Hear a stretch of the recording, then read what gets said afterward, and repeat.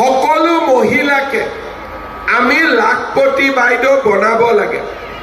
তাৰ কাৰণে মই এটা প্লেনিং কৰিছোঁ। আজি আমি আপোনালোকক 10,000 টকা দিম। এই 10,000 টকাটো আপোনালোকে কেনেকে ব্যৱহাৰ কৰিব?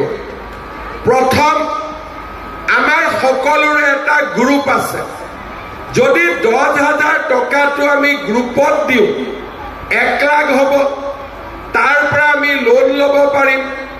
1 লাখ টকা বেংকে দেখিলে বেংকেও লোন দিব আৰু গ্ৰুপত আমি বিভিন্ন ব্যৱসায় আমি হাতত ল'ব পাৰোঁ। দ্বিতীয়তে, যে আমি গ্ৰুপত দিব খোজা নাই, কাৰণ গ্ৰুপৰ ব্যৱসায় বেলেগ আৰু আমাৰ একাউণ্টটো বেলেগ। তেতিয়াহ'লে আমি 10,000 টকা লৈ নিজে সৰু সুৰা ব্যৱসায়ত এই টকাটো আমি বিনিয়োগ কৰিব লাগিব। ব্যৱসায় যি নহওক কিয়, গাঁৱত আমি তাঁতশালৰ কথা কৈছোঁ, কাৰোবাৰ গাহৰি পালন কৰাৰ কথা কৈছোঁ, কাৰোবাৰ গাই গৰু পালন কৰাৰ কথা কৈছোঁ। গুৱাহাটীত হয়তো তাক সম্ভৱ নহয়, কিন্তু গুৱাহাটীত আমি বিভিন্ন ধৰণৰ কাম কৰিব পাৰোঁ। 6 গৰাকীয়ে মিলি সৰু উদ্যোগ কৰিব পাৰোঁ, চাহৰ দোকান কৰিব পাৰোঁ, সৰু ব্যৱসায় কৰিব পাৰোঁ। যি কৰোঁ 10,000 টকাটো আপোনালোকে ভাল কামত খৰচ কৰিব। বোলে গ্ৰুপতো নিদিওঁ আৰু মোৰ নিজৰো কৰিব ভয় লাগে, তেতিয়া আমি কি কৰিম? এই 10,000 টকাটো আমাৰ হাজবেণ্ডৰ যি ব্যৱসায় আছে, আমাৰ স্বামীৰ যি ব্যৱসায় আছে, তাতেও যদি আমি 10,000 টকাটো লগাই দিওঁ, আমাৰ টকাটোৰ ভাল ব্যৱহাৰ হ'ব। মই কোৱা কথাখিনি বুজি পাইছেনে নাই পোৱা? নে মোবাইল কিনি ল'ম একেবাৰতে? নালাগে, ঠিক আছে। এতিয়া 6 মাহ 7 মাহ পিছত আমি আপোনালোকৰ ঘৰত আকৌ যাম। আমি আপোনালোকক সুধিম যে এই 10,000 টকাটো আপোনালোকে কেনেকে ব্যৱহাৰ কৰিলে, আৰু যিখিনি মহিলাই মই কোৱা ধৰণে 10,000 টকা খৰচ কৰিব, তেওঁলোকক আমি আকৌ 25,000 টকা আমি আগবঢ়াম। 25,000 টকাও যেতিয়া ভাল কৰি খৰচ হ'ব, তৃতীয় বছৰত আমি আপোনালোকক 50,000 টকা আগবঢ়াম। তাৰমানে 10,000 পালোঁ, 25,000 পালোঁ, 50,000 পালোঁ, আৰু আমি এটা ভাল ব্যৱসায় কৰোঁ। আমি লাখপতি বাইদেউ হ'বৰ বাবে আমি আগবাঢ়ি যাম। মোৰ আৰু এটা পৰিকল্পনা আছে। আমাৰ গুৱাহাটীৰ ফ্লাইঅভাৰ বা বিভিন্ন ভেণ্ডিং জোনত বাহিৰৰ পৰা মানুহবোৰ আহি ভৰি পৰিছে।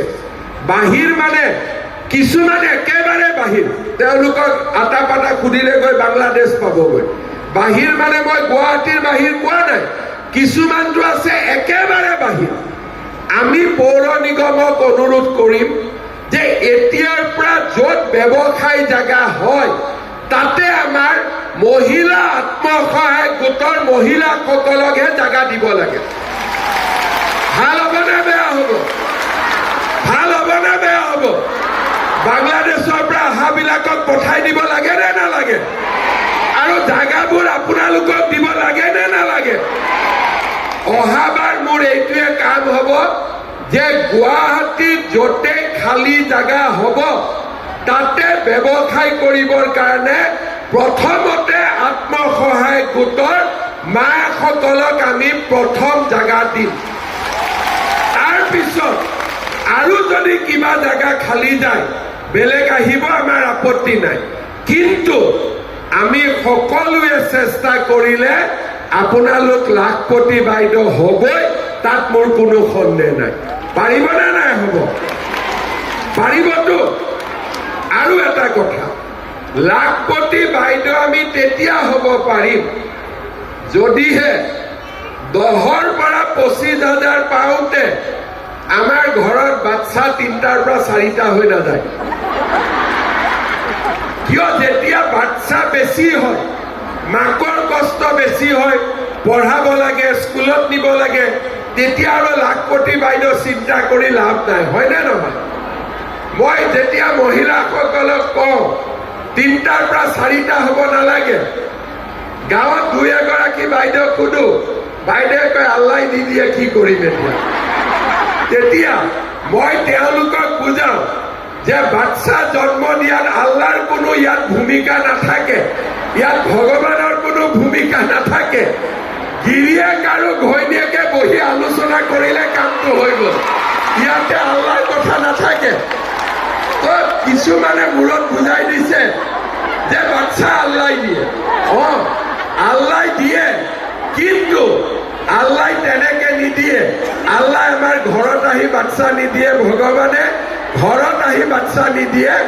আমি বিচাৰো কাৰণেহে আমাৰ ঘৰত বাচ্চা আহে। এতিয়া আমি লাখপতি বাইদেউ হ'ব বিচাৰিলে 3টা ঘৰত বাচ্চা থাকিলে আমাৰ হৈ যাব, 4 নম্বৰ আৰু হ'ব নালাগে। মই ঠিক কৈছো নে নাই কোৱা? কওক। হাঁহি কৈছো, কিন্তু মই ডাঙৰ কথা কৈছো। ঘৰত যদি